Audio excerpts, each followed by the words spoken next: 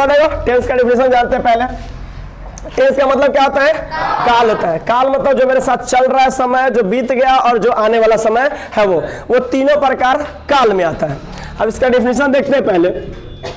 Tense refers to the time at which the action indicated by the verb। मतलब समझते हैं, tense refers to the time मतलब काल जो है उस समय को बोध कराता है। किसको बोध कराता है? समय को बोध कराता है। एट विच मतलब जिस पर, एट विच मतलब जिस पर, the action indicated by the verb मतलब एक्शन मतलब क्या होता है? कार्य। एक्शन मतलब कार्य। इंडिकेटर मतलब सूचित होता है। इंडिकेटर मतलब सूचित होता है किसके द्वारा? क्रिया के द्वारा। क्रिया के द्वारा। जैसे हम लोग खा रहे हैं, हम लोग खा रहे हैं, तो जो खाने का काम हुआ, जो क्रिया जो हो रहा है वो किस काल में हो रहा है? प्रेजेंट टेंस में हो रहा है, वर्तमान काल। फिलहाल अभी हम लोग खा रहे हैं, हम लोग खा चुके थे, खत्म हो चुका है, अब खाएंगे, आने वाले समय में खाएंगे। तो ये क्रिया के द्वारा कार्य को सूचित कर दिया जा रहा है, वही क्या कहलाता है? टेंस कहलाता है। टेंस 3 प्रकार के होते हैं, देखिएगा।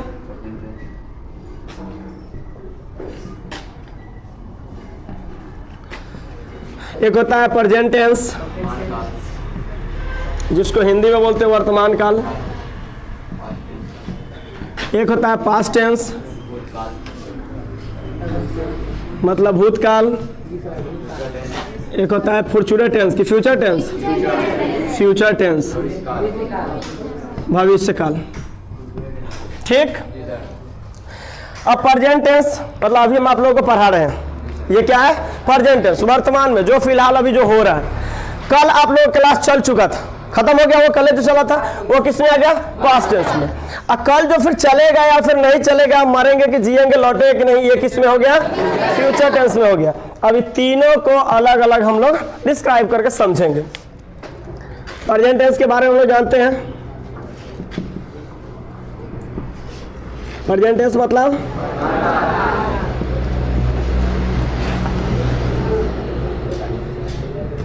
present tense refers to the time at which the action takes place in present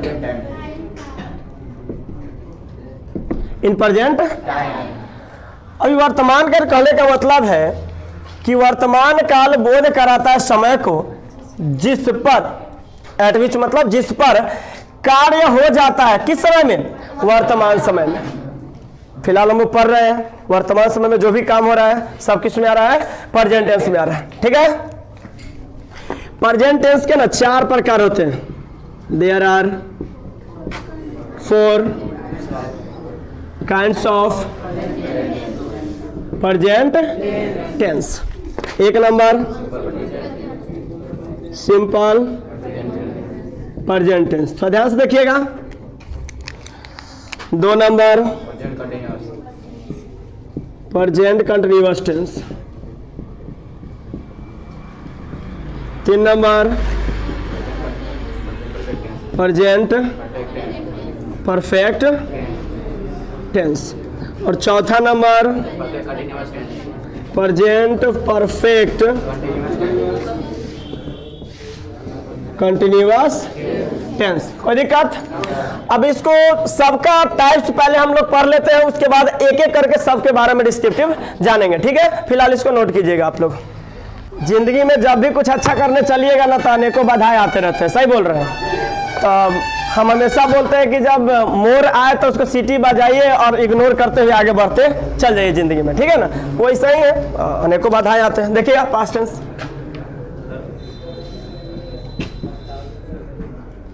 भूतकाल, past tense refers to the time at which the action took place, क्या होगा, in past, took place in past. कहने का मतलब है कि भूतकाल जो है समय को बोध कराता है जिस पर, एट विच मतलब जिस पर, द एक्शन मतलब कार्य, टुक प्लेस मतलब हो गया, पास्ट मतलब अतीत में, पिछले समय में हो गया वो कार्य। ठीक है,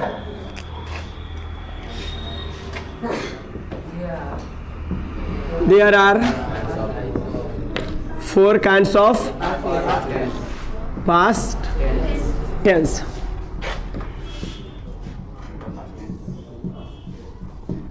Simple past tense, past continuous tense,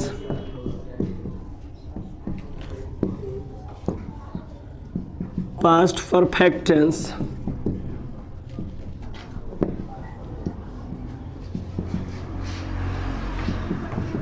past perfect continuous tense. कोई दिक्कत? अब इसी तरह है सिंपल क्या कहते हैं, फ्यूचर टेंस। कौन है, वो भी हम लोग देख लेते हैं। तो अब एक एक करके बारीकी से हम लोग समझेंगे इसको। अब फ्यूचर टेंस देखते हैं हम लोग।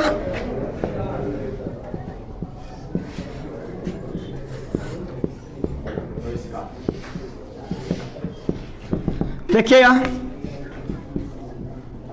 future tense refers to the time at which the action will take place in future। कहने का मतलब है बाबू कि भविष्य काल समय का बोध कराता है जिस पर कार्य होगा, एक्शन विल टेक प्लेस मतलब कार्य होगा, इन फ्यूचर मतलब आने वाले भविष्य में, न वर्तमान में हुआ है न हो गया, होगा। ठीक है, इसके भी 4 प्रकार होते हैं, वो भी लिखते हैं हम लोग। There are 4 kinds of future tense. Simple future tense,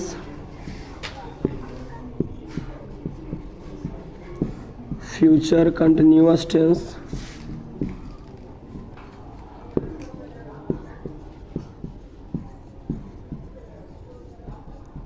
future perfect tense,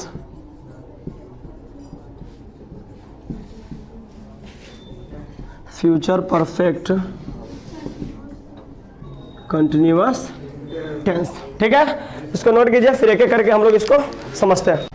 अब एक एक करके सभी टेंस को हम लोग समझते हैं। तो फिलहाल शुरू करते हैं सिंपल प्रेजेंट टेंस। ठीक है ना, इसका रूप क्या है, इसका स्ट्रक्चर क्या होता है, इसके ट्रांसलेशन को बनाएंगे कैसे, सब्जेक्ट ऑब्जेक्ट वर्ब कहाँ क्या होता है, सब चीज़ देखते हैं हम लोग।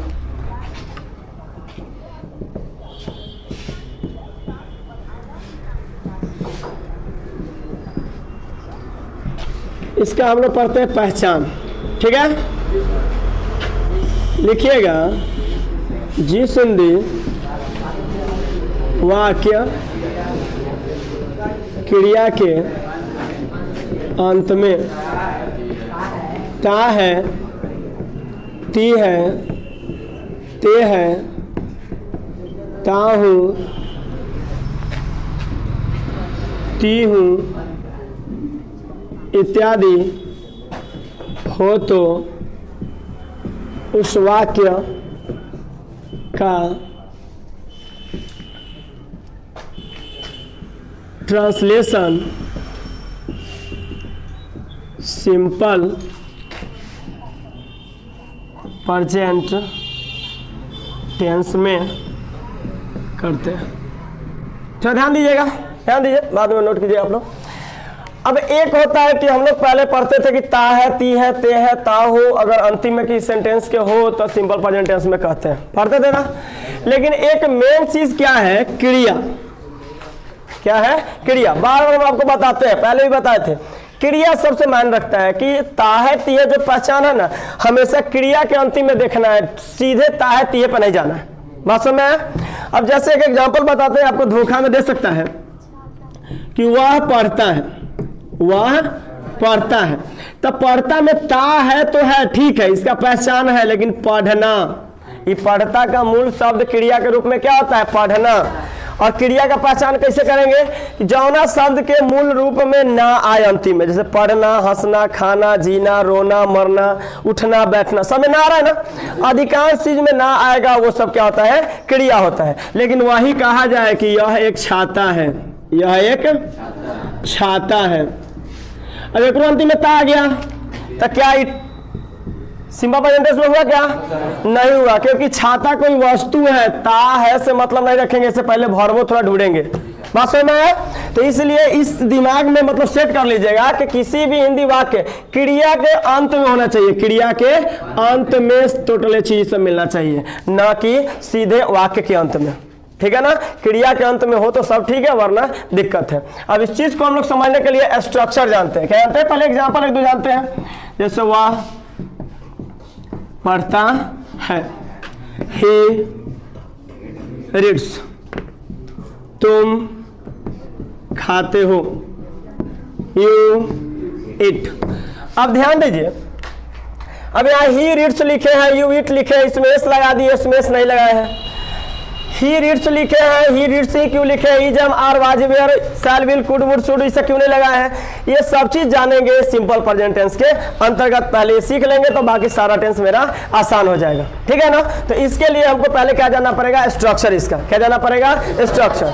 और स्ट्रक्चर जानेंगे तो उसमें बारीकी से बहुत कुछ जानना है, तो ध्यान दीजिएगा। स्ट्रक्चर देखिएगा, स्ट्रक्चर में 6 किस्म का स्ट्रक्चर होता है। Affirmative, negative, interrogative, interrogative negative, question word और क्वेश्चन वर्ड निगेटिव। अब इसके बारे में भी आपको बताएंगे, फिलहाल हम स्ट्रक्चर पहले लिख देते हैं।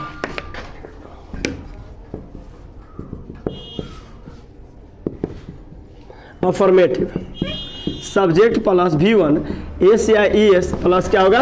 ऑब्जेक्ट।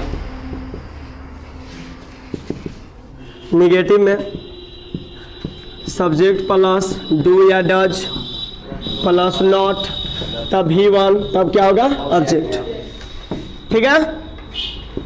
इंट्रोगेटिव, तो ध्यान देखिएगा आप लोग, आई से डिनोट करेंगे, डू या does plus subject plus V1 plus object, तब क्या देंगे? Question mark. इंट्रोगेटिव, निगेटिव, इसको IN से डिनोट कर देंगे, इसमें होगा डू या does plus subject plus not, तब V1, तब क्या होगा? ऑब्जेक्ट और क्वेश्चन। क्वेश्चन वर्ड एगो होगा, जिसको पूरा लिखेंगे तो क्वेश्चन वर्ड, QW, इसमें पहले लिखाता है क्वेश्चन वर्ड, तब डू या डज, तब सब्जेक्ट, तब V1, तब क्या होगा? ऑब्जेक्ट, तब क्वेश्चन मार्क। एक और लास्ट में है, हेलो, फिर बात करो रे, उसको भाभी समझ रखो, तुम घर ले जाओ, जो करना है करो, फिर पहुंचाना इसको घरे, कनपटिए फोड़ देंगे, भाभी समझाओ उसको। तो पढ़ाई करने आया, पढ़ाई कर, चुप पे, पागल में है वो, ओके गाल तक बैठ रहा है तो कुछ तू घर ले जा, दिन भर आई ठोकर गाला, फिर जा घर दाना, मन भर जा पे छोड़ देना। लड़का के लक्षण में दिखता है इसमें यार। छोड़, आए देख, हेलो, आए देख, हल्ला करते रहता खाना। क्वेश्चन वर्ड निगेटिव, थोड़ा ध्यान दीजिएगा। क्वेश्चन वर्ड, इसको QWN से स्वीट कर दीजिएगा। क्वेश्चन वर्ड प्लस डू या does plus subject plus not, तब V1, तब ऑब्जेक्ट प्लस क्वेश्चन मार्क। अभी टोटली स्ट्रक्चर को जाने तो इसमें 2-3 चीज बहुत इंपॉर्टेंट है, 2-3 चीज नहीं, पूरे चीज इंपॉर्टेंट ही दिख रहा है इसमें। सब्जेक्ट होता कैसा है, ऑब्जेक्ट होता कैसा है, वर्ब कैसा होता है, कहाँ नोट लगाएंगे, डू या डज कहाँ यूज करेंगे। अफर्मेटिव में था V1 ACS, तो वर्ब में कहाँ कहाँ ACS यूज करेंगे, कहाँ नहीं यूज करेंगे, ये बहुत बड़ा मायने रखता है। ठीक है ना? तो इसका रूल जब लिख रहे हो ध्यान से आप सुनिएगा, देखिएगा और लिखिएगा। ठीक है ना? देखिए, यदि सेंटेंस अफर्मेटिव हो तो, सेंटेंस अफर्मेटिव हो तो, ही, सी, ईट और एगो नाम बाबू रहेगा ना, तो इतना के वर्ब के साथ जहां जहां एस एस यूज होने वाला होगा वहां वहां करेंगे। अब बाकी यू वी दे और दूगो नाम चाहे आई रहेगा तो वहां पे एस एस यूज नहीं करेंगे। कोई डाउट? क्योंकि ये सब चीज सिंगुलर में काउंटिंग होता है। क्या चीज में काउंटिंग होता है? सिंगुलर, यानी एक वचन में काउंटिंग होता है। एक वचन में हमेशा सिंगुलर ही लगता है। वर्ब हमेशा प्लूरल रूप में होता है, उसमें एस एस लगा दीजिएगा तो कौन रूप में हो जाता है? सिंगुलर रूप में हो जाता है। ठीक है ना? लेकिन यदि सेंटेंस अफर्मेटिव ना हो, थोड़ा ध्यान दीजिएगा, अफर्मेटिव ना हो तो ही, सी, इट और एगो नाम बाबू जहां होगा उसमें तो आप डॉज लगाओगे। ठीक है? और यू, वी, दे, आई और दूगो नाम जहां होगा वहां पे क्या लाओगे आप? डू लगाओगे। कोई दिक्कत? इतना नोट करो, तब फिर ट्रांसलेशन बनाने में और मजा आएगा। जल्द नोट करो। अब देखिएगा थोड़ा सा कि 6 किस्म का आपको हम स्ट्रक्चर बताएं। 6 किस्म का सेंटेंस कैसा होगा, कौन सा स्ट्रक्चर हम कहाँ अप्लाई करेंगे, ये सबसे मेन चीज है। तो ध्यान दीजिएगा। जैसे राम क्रिकेट खेलता है, तुम वहां नहीं जाते हो। क्या मोहन किताब पढ़ता है? क्या राम नहीं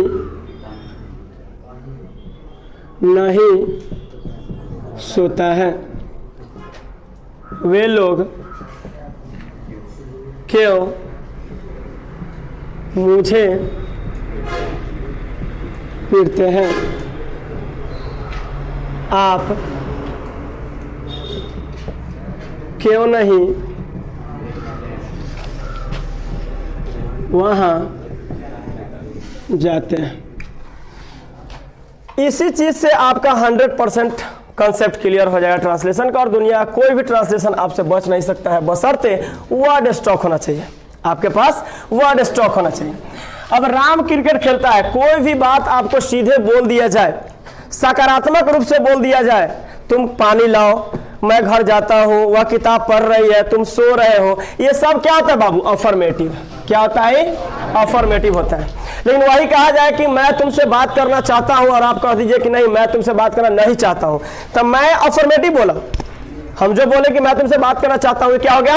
अफर्मेटिव हुआ। लेकिन आप बोले कि नहीं मैं तुमसे बात करना नहीं चाहता हूँ, तो क्या हुआ? ये निगेटिव, यानी कि नकारात्मक आप इनकार दिए। या फिर हम आपको कहें कि 1 गिलास पानी दो, तो आप कहें कि मैं पानी नहीं लाऊंगा, तो क्या हुआ? ये नकारात्मक इनकार। मतलब जिस सेंटेंस में ना ही लग गया वो क्या हो गया? निगेटिव। तानिक से अभी दिक्कत, जो सीधे बोल दिया जाए वो अफर्मेटिव, जिसमें नहीं लग जाए वो क्या हो गया? निगेटिव। जिस सेंटेंस के शुरू में क्या लग जाए वो क्या होता है? इंट्रोगेटिव। देखिए हम घेर भी देते हैं, किसके कारण कौन सा सेंटेंस काहे बन जा रहा है, ये हो गया। क्या तुम पढ़ते हो? एक तरह से क्वेश्चन भी है, एक तरह से क्वेश्चन भी है, लेकिन पहले ही सवाल कर दिया जा रहा है कि क्या तुम पढ़ते हो। तो ये वर्ड जब क्या शुरू में हो तो क्या हो गया? इंट्रोगेटिव। और क्या के चलते इंट्रोगेटिव आई में नहीं भी लग गया है तो क्या हो गया? ये निगेटिव। सेंटेंस से पहचानने का सबसे बेस्ट तरीका बता रहे हैं, इससे बेस्ट तरीका तो उम्मीद नहीं हमें। अब किसी भी सेंटेंस के बीच में, किसी भी सेंटेंस के बीच में क्या, क्यों, कैसे, कहा, किस लिए, कब, कौन, कुछ भी लगा हो तो बीच में लगा हो तो ये आ जाता है आपका क्वेश्चन वर्ड में काउंटिंग। क्या हो जाता है? क्वेश्चन वर्ड में। इस सबका इंग्लिश शुरू में लिखना पड़ता है। ठीक है? और क्या, क्यों, कैसे और इसमें क्या लग गया? नहीं, तो क्वेश्चन वर्ड निगेटिव हो गया। कोई दिक्कत? अब सेंटेंस जब पहचान में, किसी भी ट्रांसलेशन को बनाने के लिए 2-3 चीज बहुत जरूरी है। पहला टेंस पहचानिए, ओकरा बाद सेंटेंस पहचानिए। पहला क्या पहचानिए? टेंस, कौन सा टेंस से बिलोंग करता है। ओकरा बाद आपको सेंटेंस पहचानना पड़ेगा कि 6 सेंटेंस में कौन सा सेंटेंस है। उसके बाद उस टेंस का वो फॉर्मूला याद होना चाहिए। उसके बाद उस टेंस का क्या होना चाहिए? फॉर्मूला याद होना चाहिए। ये 3 बात जब आपको याद है तो कैसे ट्रांसलेशन आप कन्वर्ट कर सकते हैं, ट्रांसलेट कर सकते हैं। अभी ट्रांसलेशन में 3 चीज और होता है, सब्जेक्ट, ऑब्जेक्ट और वर्ब। उस समय से बता रहे हैं, तो वो भी चीज आपको चलते हैं। पहले इस सबका स्ट्रक्चर सामने लिखते हैं सबसे इजी तरीका बनाने के लिए।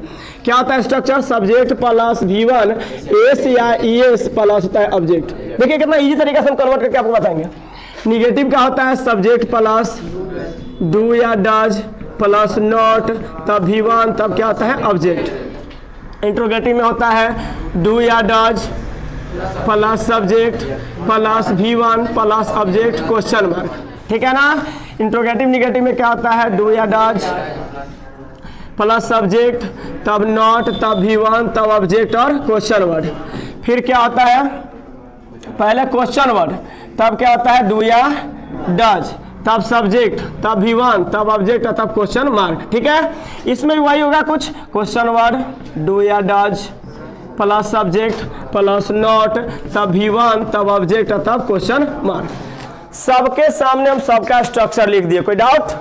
अब इस सबके हिसाब से सब्जेक्ट वर्ब ऑब्जेक्ट तीन चीज का सिलेक्शन करके उसको कन्वर्ट करेंगे, ट्रांसलेट करेंगे, कोई दिक्कत? अब चलिए, जो व्यक्ति कुछ करने चल रहा है उसे क्या कहते हैं? क्या कहते हैं? सब्जेक्ट। जो क्रिया करने चल रहा है, अब क्रिया कर क्या रहा है? खेलने का। क्या कर रहा है? खेलने का।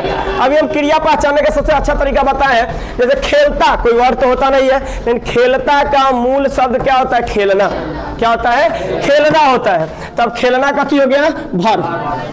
करता कौन क्रिया करने चल रहा है? खेलने का, तो खेलना का हो गया? वर्ब, क्रिया हो गया। अब क्रिया का फल किस पे पड़ रहा है? क्रिकेट पर। क्रिया का फल किस पे पड़ रहा है? क्रिकेट पर। तो क्रिकेट का हो गया बाबू? ऑब्जेक्ट हो गया। तनिक सा भी दिक्कत?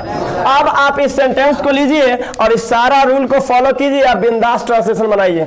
सब्जेक्ट चाहिए, क्या है? राम। देखते जाइएगा, राम। कोई दिक्कत? अफर्मेटिव का स्ट्रक्चर क्या होता है? वर्ब 1 चाहिए, तो वर्ब क्या है? खेलना। खेलना क्या होता है? प्ले। देखिएगा, हम बारीकी से देखिएगा, 100% कंसेप्ट खत्म हो जाएगा, आपका क्लियर हो जाएगा पूरा। राम प्ले हो गया। अब आप देखिए, यदि सेंटेंस अफर्मेटिव हो तो एक नाम होगा, तब वर्ब में एस यूज करना है।